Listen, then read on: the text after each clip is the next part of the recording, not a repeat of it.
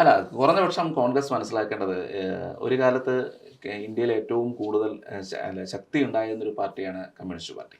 Communist party എങ്ങനെയാണ് ഇന്ത്യയിൽ തകർന്നത് എന്നതിനെപ്പറ്റിയെങ്കിലും കോൺഗ്രസ് മനസ്സിലാക്കേണ്ടതായിരുന്നു. കാര്യം ആഹ്, ഭാരതത്തിൻ്റെ ഒരു അസ്തിത്വമുണ്ട്. അതിനെ ചോദ്യം ചെയ്തുകൊണ്ട് ഒരു രാഷ്ട്രീയ പ്രസ്ഥാനത്തിനും ഇവിടെ നിലനിൽക്കാൻ സാധിക്കില്ല. അതങ്ങനെയാണ്. അതിൻ്റെ ഒരു സംസ്കാരമുണ്ട്. അതിൻ്റെ ഒരു പാരമ്പര്യമുണ്ട്. അതിനെ ചോദ്യം ചെയ്തുകൊണ്ട് ഇപ്പോൾ ശ്രീരാമനെയോ അല്ലെങ്കിൽ അങ്ങനെ ഒരു ചോദ്യം ചെയ്തുകൊണ്ടൊന്നും അത് സാംസ്കാരിക പൈതൃകം അതെ, അതെ. കൂടിയാണല്ലോ. അതൊരു ദൈവം അല്ലെങ്കിൽ ഒരു മതം എന്നുള്ള കൺസെപ്റ്റ് അല്ല. മതത്തിന് ഉപരിയാണ്. അതെ, അതെ. അതിന് അങ്ങനെ ഒരു ചിന്തയില്ലാതെ കമ്മ്യൂണിസ്റ്റ് പ്രസ്ഥാനം അവരുടെ കുഴി തോണ്ടിയപ്പോൾ, കോൺഗ്രസ് എന്ന് പറയുന്ന പ്രസ്ഥാനം കാലങ്ങളായിട്ട് എനിക്ക് ഈ സ്വാതന്ത്ര്യ സമരത്തിൽ പങ്കെടുത്ത കോൺഗ്രസ് അല്ല ഇപ്പോഴത്തെ കോൺഗ്രസ്. എങ്കിൽ പോലും ഇന്ത്യൻ നാഷണൽ കോൺഗ്രസ് എന്ന് പറയുന്നത് ഒരു കാലത്ത് ഹിന്ദു അതെ കോൺഗ്രസ് അതെ ആയിട്ട് അറിയപ്പെട്ടിരുന്നതാണ്. അതുകൊണ്ടാണല്ലോ മുസ്ലിം ലീഗ് അത്ര പ്രശ്നം ഉണ്ടാക്കിയത്. അതെ. പക്ഷേ അതിൽ നിന്നെല്ലാം വിഭിന്നമായി ഈ പറയുന്ന ഹിന്ദു വിരുദ്ധത പറഞ്ഞാൽ ജയിക്കും എന്നുള്ള ഒരു ചിന്താഗതി ആരാണ് പറഞ്ഞു കൊടുത്തത് എന്ന് അത് ഈ കോൺഗ്രസിന് ദക്ഷിണേന്ത്യയിലുള്ള നേതാക്കളുടെ നിയന്ത്രണത്തിലാണ്. നമ്മളിപ്പോൾ അതെ, ഇന്ത്യ എന്ന് പറയുമ്പോൾ ദക്ഷിണേന്ത്യ ഉത്തരേന്ത്യ ഒന്നൊന്നുമില്ല, എല്ലാം ഒന്നാണ്. അതെ. പക്ഷെ അങ്ങനെയാണെങ്കിൽ പോലും നോർത്ത് ഇന്ത്യയിലുള്ള നേതാക്കൾ ഇപ്പോൾ എത്ര പ്രബലരായ കോൺഗ്രസ് നേതാക്കളുണ്ട് എന്നുള്ളത് നമ്മൾ നോക്കേണ്ട കാര്യമാണ്. കാരണം രാഹുലിൻ്റെ ചുറ്റുമുള്ള ആളുകളിൽ ഭൂരിഭാഗവും ദക്ഷിണേന്ത്യയിൽ ഉള്ള നേതാക്കളാണ്, അല്ലെങ്കിൽ ദക്ഷിണേന്ത്യയിൽ അവർക്ക് പൊളിറ്റിക്കൽ ക്ലൗട്ടുള്ള നേതാക്കളാണ്. നേതാക്കളാണ്. അപ്പോൾ അവരെ സംബന്ധിച്ചിടത്തോളം അവർ കാണുന്നത് ഒരു ഇന്ത്യയുടെ മൊത്തം പിക്ചർ അല്ല. അതൊരു പ്രോബ്ലമാണ്. തിരിച്ചുണ്ടല്ലോ. അതെ, കാരണം എപ്പോഴും സൗത്ത് ഡിവൈഡിനെ കുറിച്ച് പറയുന്നു. അതെ. ഒരു ഡിവൈഡും ഇല്ല, ഇന്ത്യ ഒന്ന് തന്നെയാണ്. പക്ഷെ അങ്ങനെയാണെങ്കിലും ചില യാഥാർത്ഥ്യങ്ങളുണ്ട്. കാരണം BJP പോലത്തെ ഒരു പൊളിറ്റിക്കൽ പാർട്ടി എന്ന് പറഞ്ഞാൽ അവർ ഏറ്റവും നല്ല രീതിയിൽ താഴെ തട്ടിൽ ഇൻവോൾവ് ചെയ്ത് എങ്ങനെ ഏതൊക്കെ മണ്ഡലങ്ങൾ അവർക്ക് അനുഗുണമല്ലാത്ത രീതിയിലുള്ള മണ്ഡലങ്ങൾ പോലും അല്ലെങ്കിൽ കോൺസ്റ്റിറ്റ്യുവൻസീസ് പോലും പിടിച്ചെടുക്കാനാണ് അവർ ശ്രമിച്ചുകൊണ്ടിരിക്കുന്നത്. പിന്നെ വെൽഫെയർ സ്കീംസും കൂടെ നമ്മൾ നോക്കണം. ഈ ദാരിദ്ര്യത്തെക്കുറിച്ച് പറയുന്നു, രാഹുൽ ഇങ്ങനെ പറയുന്നു എന്നല്ലാണ്ട് എന്ത് ചെയ്യുന്നു എന്നുള്ളതും കൂടി ഒരു അതെ, ക്വസ്റ്റ്യനാണ്. അതെ. 60 വർഷത്തോളം ഇന്ത്യ ഭരിച്ചിട്ടുണ്ട്. അത്രയും അല്ല, ഇത് മോദി കൊണ്ടുവന്നതല്ലല്ലോ. ഇപ്പം ഇന്ത്യ ഇത്രയും മാറി.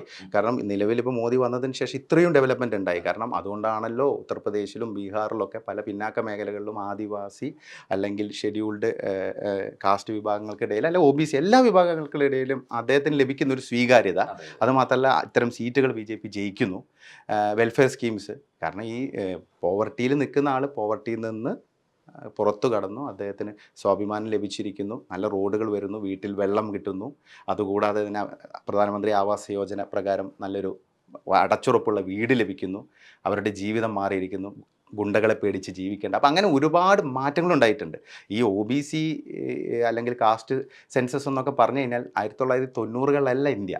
കാരണം OBC വിഭാഗക്കാരിൽ ഭൂരിപക്ഷം ഇപ്പം BJP-ക്കൊപ്പമാണ്. അതെ, അതെ. അത് മനസ്സിലാക്കാതെ ഇപ്പോഴും പഴയ മണ്ഡൽ പൊളിറ്റിക്സ് ഒക്കെ പറഞ്ഞിരിക്കുക എന്ന് പറഞ്ഞു കഴിഞ്ഞാൽ അതന്നെ രാഹുൽ എത്രത്തോളം ഔട്ട്ഡേറ്റഡ് ആണെന്നുള്ളതിൻ്റെ എക്സാമ്പിൾ അല്ല. അതെ. അത് മാത്രമല്ല, ഇപ്പോൾ നമ്മൾ ആലോചിക്കുമ്പോൾ ഈ സ്വാതന്ത്ര്യാനന്തരം കോൺഗ്രസിൻ്റെ പ്രസിഡന്റും ഇന്ത്യയുടെ പ്രധാനമന്ത്രിയും ഇത് സ്ഥിരമായിട്ട് വർഷങ്ങളോളം ഒരു കുടുംബത്തിൽ എന്ന് പറയുന്നത് ഒന്നുകിൽ കോൺഗ്രസ് പ്രസിഡന്റ് അല്ലെങ്കിൽ ഇന്ത്യൻ പ്രധാനമന്ത്രി.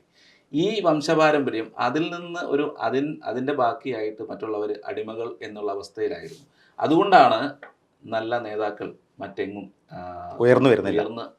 വന്നില്ല. ഉയർന്നു വരാത്തത് അതുകൊണ്ടാണ്. അവർക്ക് സ്കോപ്പും ഇല്ല. അതാ പറഞ്ഞു വരുമ്പോൾ പ്രാദേശിക നേതാക്കളില്ലാതെ ഒരിക്കലും ഒരു രാഷ്ട്രീയ പാർട്ടിക്ക് മുന്നോട്ട് പോകാൻ കഴിയില്ല.